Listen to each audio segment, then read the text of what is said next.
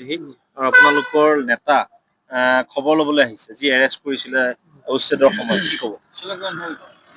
হয়, আপোনালোকে নিশ্চয় গম পায় যোৱা 5 তাৰিখে শুক্ৰবাৰৰ দিন আমাৰ নগাঁও জিলাৰ অন্তৰ্গত বকতগাঁও যিটো উচ্ছেদ নগাঁও জিলা আৰক্ষী প্ৰশাসনে কৰিলে আৰু সেইদিনাই আমাৰ সংখ্যালঘু সংগ্ৰাম পৰিষদৰ মোৰ সতীৰ্থ মুছাব্বিৰ আলী ডাঙৰীয়াই সেই মানুহখিনিৰ উচ্ছেদিত মানুহখিনিৰ খবৰ ল'বলৈ যাওঁতে আধা বাটতে আৰক্ষীয়ে অমানসিকভাৱে বলপূৰ্বকভাৱে আটক কৰে আৰু সেইদিনা আটক কৰি পিছদিনা গ্ৰেপ্তাৰ কৰে। আচলতে গণতন্ত্ৰ অসমত নাইকিয়া হ'ব ধৰিছে, কাৰণ চৰকাৰে উচ্ছেদ কৰিছে তাত কোনো আমাৰ আপত্তি নাই, কাৰণ চৰকাৰৰ কোনো ঠাইত প্ৰয়োজন পৰিছে উচ্ছেদ কৰিছে, কিন্তু সেই মানুহখিনিক সংস্থাপন দিয়াৰো চৰকাৰৰ দায়িত্ব আৰু সেই মানুহখিনিৰ খবৰ লোৱাৰো আমি সংগঠন হিচাপে আমাৰো দায়িত্ব। গতিকে খবৰ ল'বলৈ যাওঁতে যদি আৰক্ষীয়ে এজন সংগ্ৰামী নেতাৰ তেওঁৰ সংগ্ৰামী কণ্ঠ ৰোধ কৰিবলৈ চেষ্টা কৰে, এইটো মানে গণতন্ত্ৰ অধিকাৰ খৰ্ব কৰা যেন অনুমান হৈছে। আৰু এতিয়া আমি দেখিছো অসম আৰক্ষী আচলতে ৰাইজৰ হৈ কাম কৰা নাই, একেবাৰে বিজেপি চৰকাৰ হৈ আৰক্ষীয়ে কাম কৰি আছে আৰু আৰক্ষীক ব্যৱহাৰ কৰিয়ে চৰকাৰ বিজেপি দলটো চলি আছে, এনেকুৱা আমাৰ অনুভৱ হৈছে। কাৰণ এজন সংগ্ৰামী নেতা বুলি ক'লে আপোনালোকে জানেই সমাজৰ বিভিন্ন ক্ষেত্ৰত আগবাঢ়ি যোৱা এজন সংগ্ৰামী নেতা, আৰু তেনেকুৱা ব্যক্তিক যদি আৰক্ষীয়ে অমানসিকভাৱে বলপূৰ্বকভাৱে আটক কৰে, গ্ৰেপ্তাৰ কৰে আৰু হাতত হেণ্ডকাফ লগায়, ইয়াতকৈ আৰু দুৰ্ভাগ্যৰ বিষয় একো নাই। আৰু মুখ্যমন্ত্ৰী ডাঙৰীয়াক আমি আহ্বান জনাইছো যে সমগ্ৰ অসমতেই আপোনাৰ নিৰ্বাচনৰ আগমুহূৰ্তত উচ্ছেদ কাৰ্য আৰম্ভ কৰিছে আৰু এই উচ্ছেদ কাৰ্যটো আমি দেখিছো কেৱল ৰাজনৈতিক হাতিয়াৰ হিচাপে লৈছে, অহা নিৰ্বাচনৰ হাতিয়াৰ হিচাপে উচ্ছেদ কাৰ্যটো লৈছে আৰু গোটেই 5 বছৰৰ ভিতৰত অসমৰ বিভিন্ন এলেকাত এই চৰকাৰখনে অমানসিকভাৱে উচ্ছেদ কৰিছে, অগণতান্ত্ৰিকভাৱে উচ্ছেদ কৰিছে, বলপূৰ্বকভাৱে উচ্ছেদ কাৰ্য চলাই আহিছে। কিন্তু আজিৰ দিনত আমি প্ৰশ্ন কৰিছো কিমানজন ব্যক্তি তাৰ ভিতৰত বাংলাদেশী আছিলে, অবৈধভাৱে আছিলে, আৰু কিমানজন ব্যক্তিক আজি চৰকাৰখনে সংস্থাপন দিব পাৰিছে। গতিকে সংস্থাপন দিয়া চৰকাৰৰ মৌলিক অধিকাৰ, চৰকাৰৰ দায়িত্ব কৰ্তব্য, কিন্তু এজন ব্যক্তিক চৰকাৰে সংস্থাপন দিবলৈ সক্ষম হোৱা নাই।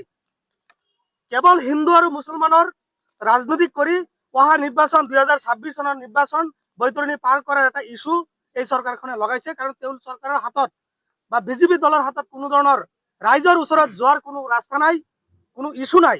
গতিকে কেৱল মুছলমানৰ ওপৰত নিৰ্যাতন চলাই একপক্ষীয়ভাৱে নিৰ্বাচন চলাই বিশেষ এটা জনগোষ্ঠীৰ মানুহক সন্তুষ্ট কৰিবৰ কাৰণে চৰকাৰখনে উঠি পৰি লাগিছে। গতিকে এনেকুৱা মানসিক চৰকাৰৰ কাৰ্যক আমি সংখ্যালঘু সংগ্ৰাম পৰিষদে তীব্ৰ বাহাৰে গৰিহণা আৰু ধিক্কাৰ জনাইছো। হয়, চৰকাৰে এই বিজেপি চৰকাৰখনে বা অসমৰ মাননীয় মুখ্যমন্ত্ৰী ডাঙৰীয়াই যদি ভাবিছে যে মুছলমান ব্যক্তিসকলক টাৰ্গেট কৰি বিভিন্ন ধৰণৰ নিৰ্যাতন চলাই আমি বাহ লৈ পেলাই আমি পুনৰ গাদী দখল কৰিবলৈ আমি চেষ্টা কৰিম, এইটো সম্পূৰ্ণ ভুল ধাৰণা।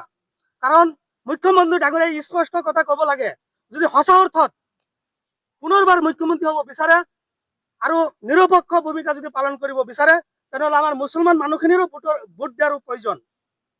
আমাৰ পৰা চৰকাৰখনে বা বিজেপি দলে আজিৰ দিনত এই বিজেপি দলে আমাৰ পৰা কোনো ধৰণৰ আন্তৰিকতা ল'ব পৰা নাই, আমাৰ পৰা কোনো ভোট তেওঁলোকে ল'ব পৰা নাই। কাৰণটো কি? নিশ্চয় তেওঁলোকৰ ব্যৰ্থতা, কাৰণ তেওঁলোকে নিৰপেক্ষ ভূমিকা কোনো ধৰণৰ পালন কৰিব পৰা নাই। তেওঁলোকে কেৱল সংখ্যালঘু মুছলমানৰ ওপৰত টাৰ্গেট কৰি বিভিন্ন সময়ত নিৰ্যাতন চলাই আহিছে। যিখিনি কাম চৰকাৰে এই কংগ্ৰেছ দলে কৰিব পৰা নাছিল, যিখিনি কাম সংখ্যালঘু মুছলমানৰ কাম এজিপি দলে কৰিব পৰা নাছিল, আজি সেইখিনি বিভিন্ন ধৰণৰ সমস্যা যদি আজি বিজেপি চৰকাৰে এই যোৱা 10টা বছৰ কৰিব পাৰিলেহেঁতেন, নিশ্চয় সংখ্যালঘু মুছলমানে বিজেপিৰ পক্ষ থাকিলেহেঁতেন। গতিকে আমাৰো ইচ্ছা যে যিকোনো চৰকাৰে যদি আমাৰ সংখ্যালঘু মুছলমানৰ কামখিনি ভাল কৰিলেহেঁতেন, নিশ্চয় আমি সেই চৰকাৰৰ আমি সমৰ্থিত আমি থাকিলোহেঁতেন। আজি তেওঁলোকে আমাক ভাগ কৰি ৰাখিছে। আজিৰ দিনত মুখ্যমন্ত্ৰী ডাঙৰীয়াই ঘোষণা কৰক যে সংখ্যালঘু মুছলমানৰ সম্পূৰ্ণ সমস্যাখিনি আমি সমাধান কৰিম, স্পষ্টভাৱে সৎ উদ্দেশ্যৰে এই কথাখিনি ঘোষণা কৰক। আপোনালোকে চাব, কাইলৈ অসমত যিমান মুছলমান আছে সব মুছলমান বিজেপিত ভোট দিব। আমি বিচাৰো অসমত শান্তি, আমি বিচাৰো আমাৰ মুছলমান মানুহখিনিৰ সমস্যা সমাধান, আমি বিচাৰো বিভিন্ন জাতি জনগোষ্ঠীৰ সমস্যা সমাধান। কিন্তু আমি কেতিয়াও নিবিচাৰো অসমত ডিভাইড হৈ থাকক। আমি কেতিয়াও নিবিচাৰো অসমৰ বিভিন্ন জাতি জনগোষ্ঠীৰ মাজত ভাগ ভাগ হৈ থাকক। আমি বিচাৰো এটা শান্তিৰ অসম। আমি বিচাৰো বিভিন্ন জাতি জনগোষ্ঠীৰ মাজত এটা ঐক্য। কিন্তু আজি মুখ্যমন্ত্ৰী ডাঙৰীয়াই কি কৰিব বিচাৰিছে যে এইখিনি আমাৰ তাৰমানে মুখ্যমন্ত্ৰী ডাঙৰীয়াই নিৰপেক্ষ নহয়।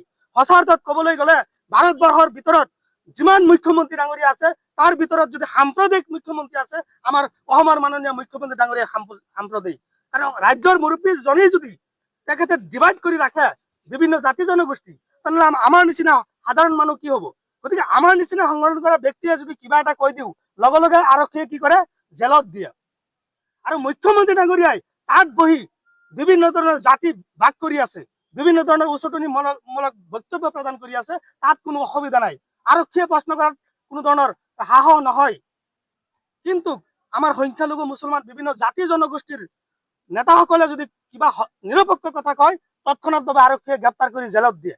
গতিকে এই যে স্বৈৰাচাৰী যিটো শাসন, একপক্ষীয় যিটো শাসন আৰু আইন বিৰোধী কিছুমান কাম, গণতন্ত্ৰ বিৰোধী কিছুমান কাম চৰকাৰে যে কৰি আছে, ইয়াৰ প্ৰতিফলন নিশ্চয় 2026 চনত অসমৰ বিভিন্ন জাতি জনগোষ্ঠীৰ ৰাইজে কিন্তু দিব, এই কথাটো স্পষ্ট। গতিকে আজি সংখ্যালঘু সংগ্ৰাম পৰিষদৰ নেতা মুছাফিৰক আজি গ্ৰেপ্তাৰ কৰিছে। গ্ৰেপ্তাৰ কৰি তেওঁৰ যিটো কণ্ঠ, তেওঁৰ যিটো সত্তা, তেওঁৰ জাতীয় প্ৰেম কিন্তু কেতিয়াও নিয়াই কৰিব নোৱাৰিব। গতিকে এনেকুৱা ব্যক্তি জাতীয় সংগঠনৰ নেতাসকলক গ্ৰেপ্তাৰ কৰি ভয় দেখুৱাব খুজিছে। তেওঁলোক চৰকাৰখনে কি ভাবিছে? আমি দেখিছো বিভিন্ন এলেকাত য'ত সংগঠনৰ নেতাসকলে মাত মাতে তাতেই গ্ৰেপ্তাৰ কৰে। গতিকে এনেকুৱা আৰক্ষীৰ কাৰ্যবিলাক আৰু চৰকাৰৰ কাৰ্যবিলাক পুনৰবাৰ আমি ধিক্কাৰ আৰু গৰিহণা জনাইছো। আৰু অনতিপলমে আমাৰ মুছাফিৰ ডাঙৰীয়াক বিনা চৰ্তত আমি মুক্তি বিচাৰিছো। আৰু যদি চৰকাৰখনে বা অসম আৰক্ষী হওক বা দলেই হওক যদি এই মুছাফিৰৰ মুক্তি দিয়াৰ ক্ষেত্ৰত যদি সহযোগ চৰকাৰখনে নকৰে আৰু পৰৱৰ্তী সময়ত যদি মুছাফিৰৰ কিবা স্বাস্থ্যজনিত কাৰণত কিবা অসুবিধা হয়, এতিয়া আপোনালোকে নিশ্চয় গম পাইছে এৰেষ্ট কৰাৰ পিছত তেওঁৰ স্বাস্থ্যজনিত অৱস্থা খুব বেয়া, এটা আমাৰ সন্দেহ প্ৰকাশ হৈছে।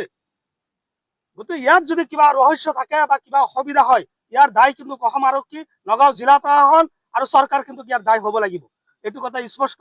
আৰু কাইলৈ যদি এই মুছাফিৰৰ স্বাস্থ্যজনিত কাৰণত বা কিবা আমি এইটো এতিয়ালৈকে আমি ক্লিয়াৰ হোৱা নাই কি কাৰণত তেওঁক কৰিব পৰা নাই, তেখেতৰ স্বাস্থ্য অৱস্থা খুব বেয়া। আশা কৰিছো কম সময়ত তেওঁক আৰোগ্য হওক, আমি কামনা কৰিছো। আৰু পিছত আপোনালোকে নিশ্চয় গম পাব। গতিকে আমি মুক্তি দাবী বিচাৰিছো, বিনা চৰ্তে আমি মুক্তি দাবী বিচাৰিছো।